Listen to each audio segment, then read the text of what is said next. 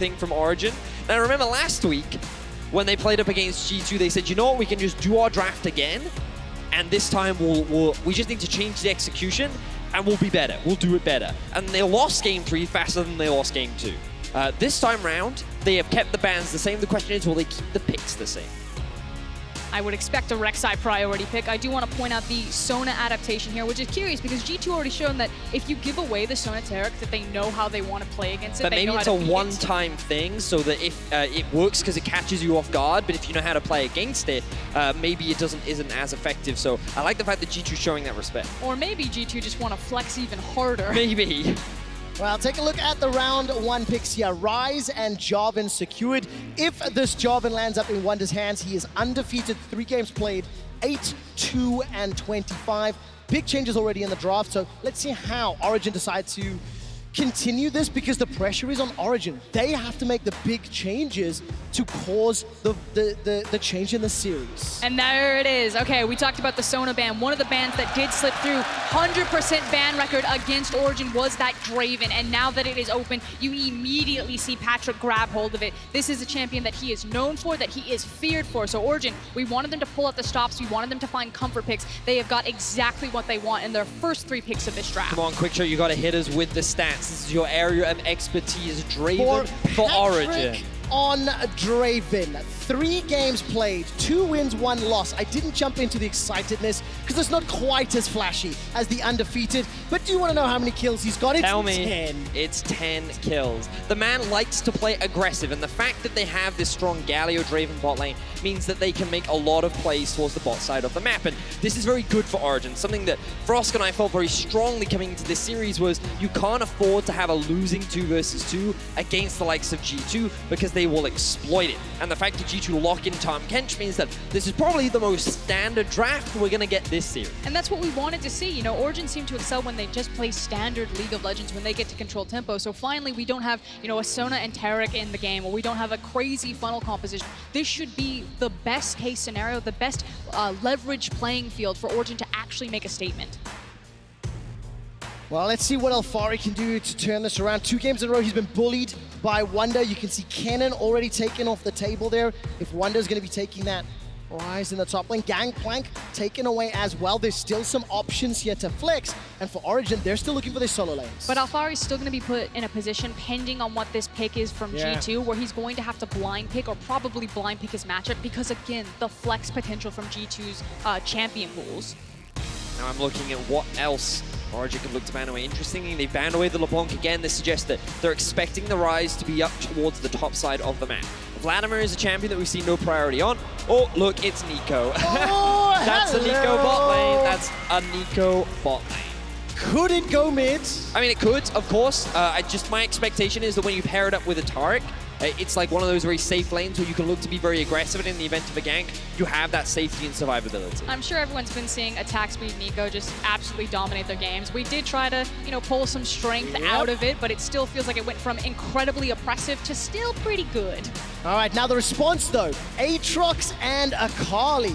This is a very big departure and change from Origen's team composition. What do you make of it, Frost? I mean, it felt like, again, you had to blind pick. You don't exactly know where everything is sliding. The fact that we're having this discussion, is it Neeko bot lane? Is it Neeko mid lane? Where is this Ryze going? Maybe it's Jarvan. So I feel like Origen were just kind of hedging their bets. Grab Akali and Aatrox that can be flexed between both Nukeduck and Alphari, and let's figure out where we want to slot our tools. So of course G2 would round out their draft with a Jayce. Why wouldn't they? Why not triple flex in Game 3, where you're 1 game away from securing the championship? It's a quadriflex. G2 are demonstrating what they have been so good at throughout the entirety of the split, which is their flex picks. And many teams said that, oh, you don't have that many flex picks left. With all the changes, with so many nerfs of things like Akali and Aurelia, your options are now more limited, you're more exposed, teams can beat you. But they come into playoffs, they come in prepared, and look, we still see them swapping around. 20 seconds is about to lock in. That's when they have to lock in those positions, and we will see the Neeko in the bot lane going up against the Draven, and the Jayce in the mid against Akali. I want to step back and I want to look at how these 2 compositions meet head to head. I understand the OG comp. I'm interested in the G2 comp, but if it's the attack speed Neeko, it's just swapping out that AD. Froskurinn, Vedius, what do you make of the 5v5s? So I really want to talk about G2's comp, and less about the 5v5 and more about their ability to split the map up. Notice how they're running the Tahm Kench. What we're likely going to see is Caps in one lane, Wunder in the other, and Mithy just bringing perks to these side lanes to look for picks, look for plays. Their ability to split up the map and arguably play the best style that G2 has refined is 1-3-1 and creating chaos literally everywhere. And of course, if you actually want to watch how that plays out, twitch.tv/RiotGames2 Wunder won the fan vote by a landslide. And of course, he will be using Ryze on that side lane once again. He had a phenomenal performance in game 2. And Froskurinn, he has had Alphari's number all day long. But Alphari does get a chance to kind of slap back with the Aatrox. I'm glad that you brought up the 1-3-1, the ability to split the map from G2, because Origen also have the tools to do that. And they're also a team that love to split up the map. But the goals that they do it are very different across from G2. They like to play the pressure and the objective game versus the collapse skirmish game. All right, we'll see which one's going to come out on top. Ladies and gentlemen, in the Ahoy Arena, put your hands together. What could be the final game of the night? G2 eSports leads the series 2-0. And hoop, Holland, hoop! Look at that flag on the rift. So, as we dive into this game, the first thing I actually want to draw people's attention to is PerkZ's summoner spells. He is going for the Comet. He also has a Doran's Ring in his inventory, which means it looks like we're going to be seeing an AP Neeko in the bot lane for us. And I know over in the LPL, this was something they were actually a big proponent of. Yeah, and it's going to work very similar to when you see other mages like the Orianna, like the Zoe down there. The obnoxious thing about AP Neeko is her ability to weave the root through the cannon wave and then just start spamming and chucking Qs on top of you. It's a very poke-oriented champion with a lot of inbuilt utility that can set up very heavy for ganks. And I want to reinforce that, remember, when that root goes through minions, the more, when it goes through, your root duration is increased at the end as well. So if you ever get hit by it, you end up taking so much damage. And that root goes up to 3 seconds at max rank, which is absolutely devastating. I mean, the fact that your CC is rewarded when you don't have priority over the lane is pretty crazy on a champion. And is this Neeko the answer to Draven? Is this something that you think G2 may have cooked up? What's cool is that Draven is going to put a giant target on the ground where he's going to grab his axe. I'll hold it though. All right, let's take a look. Flag, drag, very good flash from Alphari, but successful gank G2. Now back to Draven very quickly. Because he is going to pretty much telegraph exactly where he's going to walk, it makes it that much easier to land the root, which does have a pretty big wind-up animation on it. I will say though that in terms of the straight up 2v2, Draven Galio should definitely have the advantage. Yes. Neeko doesn't have a lot of mobility in the lane, and outside of level 6, she is very squishy. And as you can see, hello, Origen! Welcome back to Rotterdam. just as we talk about the 2v2, the all-in power of this Draven Galio is monstrous. They catch Mithy and PerkZ off guard, and they find themselves first blood, but Mithy... Oh, what was that? Getting caught out by that root that you just talked about. And that's just careless from Mithy. He didn't respect the fact that the minions were dying, that he was going to take the tower aggro, and just unneeded there is now Jankos possibly getting involved. Good boy, Patrik. But damn, that could have been such a massive advantage for the side of Origen, and it immediately gets thrown away as PerkZ finds the counterplay. Ends up being a 1-for-1 down towards the bot side of the map, and already a lot of action in this game 3. All right, small advantage here, obviously, on the side of OG. We need to see what Patrik can do with that teleport Draven. Alphari is continuously being pushed in. Huge wave in front of him as he's down 13 CS for now, and Nukeduck gets jumped on by Caps. Nukeduck turns it back around, takes a Mercurial Hammer shot to the face, and Caps escapes for now. Now, while we've been talking so much about the bot side of the map, the other thing we need to talk about is these 2 solo laners, because first I want to bring people's attention back to the World Championship of last year. One of the counter picks that came out for Aatrox was in fact this Ryze, but I don't have time because Nukeduck's getting ganked. No, we do not. Once again, another flash. Jankos getting them. Continue story time. No. Mercurial Hammer once again knocking it back. If the accelerated shock blast comes down, maybe, but just not enough damage yet. So, the reason why I wanted to mention this was because this is actually a pretty advantageous matchup towards the top side, and it was something that G2 drafted early on, so they could flex it wherever they got the best matchup. They then save the Jayce pick for the end, and this is also considered a pretty good matchup into the Akali. I think it was popularized by Rookie as well over in the LPL, and it's something that you can just itemize early magic resistance. The Q can hit you even though you're in the fog of war. You can knock the Akali back and keep her at arm's length, and during the laning phase, you can just constantly harass her. So G2 actually have winning side lanes, and they have Jankos on this Jarvan just constantly ganking in the early game. And it's a really unfortunate wave positioning as well for Nukeduck, which is why he's forced to pull Kold over here. They need to get this wave under the tower and reset him, because Caps is just going to continue to abuse this matchup like this. It's finally starting to push back in his favor. And we just saw a glimpse of Kold showing his face. The game has been played all around him. He's yet to find an opportunity. Jankos just sniffing up behind him. Thank you for the vision toggle. Observers. Kold will be looking to make the first move here on Wunder. Wunder's still got flash available. Teleport already being channeled. The knockup from the Unburrow will not find a target. Here comes Cap to the skies. Puts the hammer down. Alphari gets a chilling smite from Jankos. Kold shock blasted in the bottom. He's trying to escape now. That's a flash forward from Cap. 1-2 kills to G2. And it's the confidence of G2 to recognize when they can split apart. You know, they didn't overcommit one way and let both kills get away or just take one. They managed to kill both people because they recognize, Jankos, you got that? Perfect, we've got this guy. What do you do against this G2 squad? They're running the triple teleport. Whenever you think that you can make a play in your favor, immediately there to answer like, I really want to reinforce. Kold is doing what he can. He is looking for these early game plays, but G2, they always seem to have an answer to every play that you try to make. I think the unfortunate thing is that Kold is put on defensive duty. Not only did he need to babysit Nukeduck on the Akali for the wave to come back in favor for him so he could farm safely, but he also needed to babysit Alphari because he was that far forward without the flash. So unfortunately, it's disrupting a lot of what Kold wants to do, his own game plan, to keep his laners safe. And unfortunately for Alphari, he has not had a great series. Game 1, he got outclassed by Wunder. Game 2, he was hard camped. In Game 3, he's already been ganked.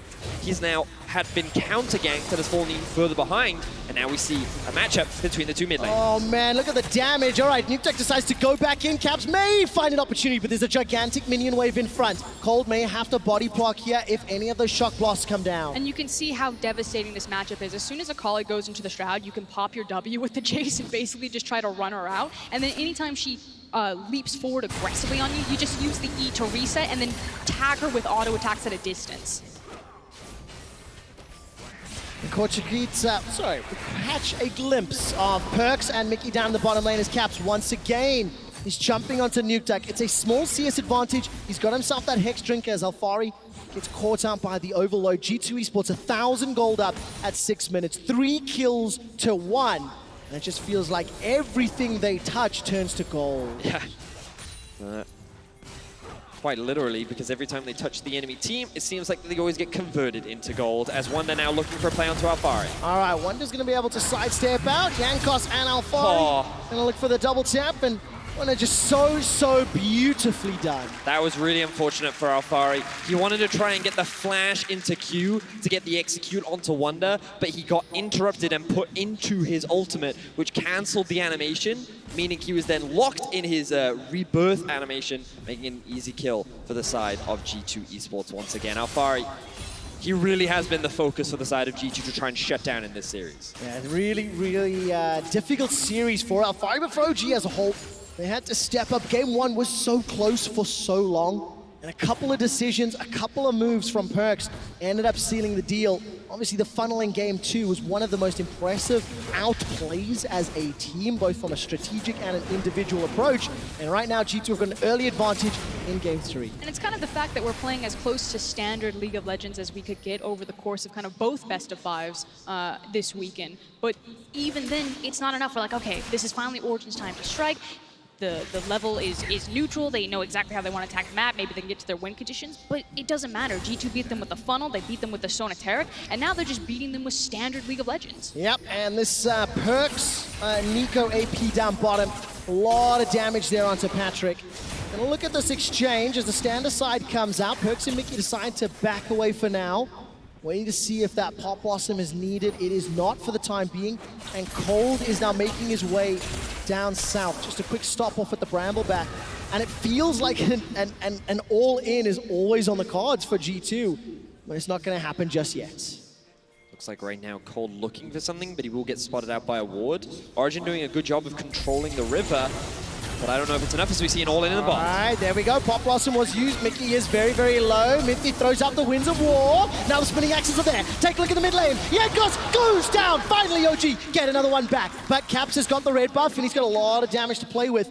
Not going to be a follow-up chase from Nukeduck, who just has those long swords and the Amp Tome. With the pressure, with the Draven Galio down by Patrik, he's now looking for the kill. That's a flash forward. Two-man taunt, Justice punch to the face. Mithy kills Mickey. PerkZ runs for his life. He manages to get one. A spinning action just about do the kill. Step forward, that's one. Not enough. Look at the Pop Blossom. The roots, not going to be the kill. Patrik has got the Vamp. You got to run, Patrik. He's staying alive for now. No flash available. Going to just get the clone. Caps, shock blast, not going to be enough. And it's PerkZ that's on the killing spree. That fancy footwork. Beautiful stuff there from PerkZ.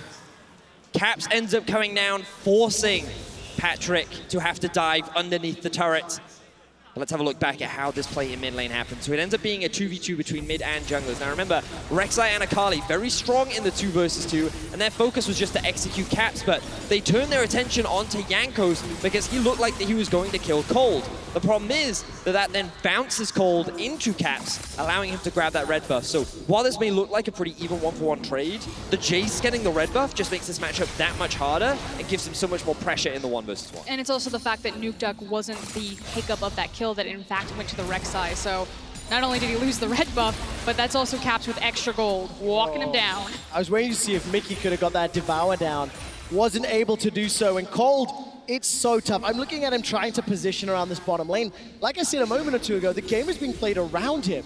He simply hasn't had an opportunity to get involved until now. Mickey goes in with the Abyssal Voice. Patrik is already chunked down very, very low. Whirling Death will fly out and come back, and way too late. Now Nukeduck jumping in the back. Pop Blossom from PerkZ. AP Neeko does so much damage. Nukeduck unable to kill Mickey, but Kold goes down. Caps puts the hammer down. Cataclysm from Jankos picks up another. PerkZ picks up a third. G2 eSports are destroying Origen. And it's divide and conquer from G2 in all of these team fights. Again, the fact that they their target selection is so strong that they split the team fight and they managed to kill everyone, not a single survivor on Origen's side. Absolute obliteration in the early game, but now Alphari may be able to get something back. Never mind, another teleport. Wunder is just too good. He sidesteps everything, finishes the round warp, and I'm half expecting Caps to get the kill. Not gonna find it just yet. The G2 are just they're in another league, and they are simply destroying Origen. This replay brought to you by Alienware. So the collapse comes in with the Mickey's ultimate, and you think, okay, this is actually fine for Origen because they have the TP coming in, but Patrik dies so quickly, and then the fight gets split up. So notice how Neeko can just keep Nukeduck locked up, even though he's stuck in his shroud. A great stopwatch from Mickey means that they're able to get the 2v1 against Nukeduck. Meanwhile, a 2v2 is happening underneath the tower that Captain Jankos is just ripping through, and they end up walking away with 4 kills for 0. And then a second later, Caps is teleporting up into the top lane, and it's a 2v1 for Alphari. There is no room for Origen to breathe. No, there absolutely is not. And while G2 are not killing Origen members yet, I'm gonna take a quick opportunity to remind everybody of just how many titles PerkZ has managed to accrue over the course of his career. 4 times winner of Europe. If he wins today, which is looking very likely, he will equal Soaz and Yellowstar, the most winningest players in Europe. More important than that, to me, is the fact that Jankos, Wunder, and Mickey will be picking up their first titles. Yeah, they certainly will. A lot of members... Ooh! A lot of members on the side of G2 yet to win their first title. But how can you say they don't deserve it with the performances that every G2 player has demonstrated today? Yeah, I mean, Nukeduck is now going to get caught up by 2 members. He's trying to look for Caps, but I don't even think he's going to be able to find him. Still has to get through a Hex Drinker. Wunder is going to run him down. There's more action in the bot lane. It's already over, Vedius. Ladies and gentlemen, fans of G2 in the Ahoy Arena, are you not entertained? There was huge cheers for G2 eSports earlier today. You can see why. When they first won a title in 2016, they were the new kids on the block. They were the newcomers to Europe. They won 4 in a row, and then what's looking like their 5th title. is going to be a re-ignition of the G2 dynasty. And I think it's time for G2 to step out of the shadow of being the villains of Europe, and people need to respect them as the possible heroes. If any team is going to make the international stage tremble, it should be this one. We have never seen a collection so dominant as these 5. I've said it before, I've said it again, I will say it again rather. This EU roster has the potential to be the greatest European roster that Europe has ever produced. And G2 have looked so dominant in this final. Every game has looked so one-sided, and G2 have done it differently in every single game. G2 have looked so dominant this year, Vedius, and it has not stopped. Wunder will get caught up by Alphari, but I don't even know if he's got enough to kill him. Wunder's able to escape with his life, and the World Ender will end Origen's world, as it is Mithy that picks up the 15th kill before 15 minutes. G2 eSports, Origen have family. Look at what you're doing to them. And it was a difficult series for Origen coming into it. And everything that Origen tried to do, G2 had an answer for. We are close to a 10K gold difference between these teams at 15 minutes in. It is crazy how fast G2 are just speed running. Games done quick on Origen. If you're a European fan watching this right now, imagine what this team is going to do. Very ambitious. Yeah. We'll ignore the Game 4 POV, but I mean, if you're a European fan watching right now, just imagine what this G2 is gonna, what opportunities they have at MSI. They are obviously one Nexus away from securing that position, but they have been the #1 team all split. Neeko, PerkZ takes down Patrik. Mithy forced to flash defensively. 9,000 gold up, 16 minutes in. They set the quickest Baron record of the split. This is G2. They might be able to break it this game. And we're talking a lot about G2 and how dominant they've been, but you've got to look for a first split for this Origen squad. They have had a very impressive split so far, and while for sure, this game by no means is over yet. On paper, expectations are that they should not be able to come back from such a massive deficit so early on into the game. And again, their goal at the beginning of the split was just to make playoffs. The fact that so many of these players who have achieved a lot on unsuccessful teams to be able to make the final just showcases the caliber and talent that this roster does possess. And while this split, they could not compete against G2, they now have a benchmark to work towards. I mean, to be fair, no one could contest G2. Basically, they took a vacation in the back half of their summer split to prepare for this moment. 1, 2, 3, goodbye! That's going to be a taunt out from Mithy, but G2 eSports inside the base. Can they finish this before 20 minutes? Pop Blossom goes down. PerkZ and the rest of G2, they may be looking to set the fastest win of European Finals history. They're pushing onto the Nexus turrets. It's 17 minutes into the game. They've got a Rift Herald to help out. G2 eSports, they're going to find one Nexus turret. The Shelly is going to go down. G2 back away. Minion Wave starts to conga line its way in. 17-minute Rift Herald Nexus Siege. That is the only consolation prize, is that Origen don't have a dancing Rift Herald at their base. Unfortunately for Origen, they're looking at death in the eyes right now, and they have no answer as G2 are obliterating them. Nukeduck now looking for at least something back. All right, a little bit of a numbers advantage here, but G2 are able to escape for now. Nukeduck dashes forward. Void Rush from Kold comes out. Devour buys some time. But look at the damage out.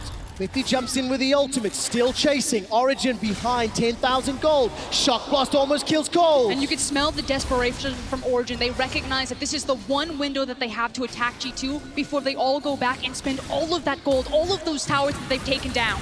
Ladies and gentlemen in Twitch chat, press F to pay respects because OG's funeral is coming up. Alphari gets one. For it. Here's the base. The team, before 20 minutes, is looking for it. G2 eSports are looking at the Nexus. Origen, they're trying to fight back, but they cannot do it. Origen are crumbling to G2. Europe kneels to its champion, G2 eSports. The world awaits G2.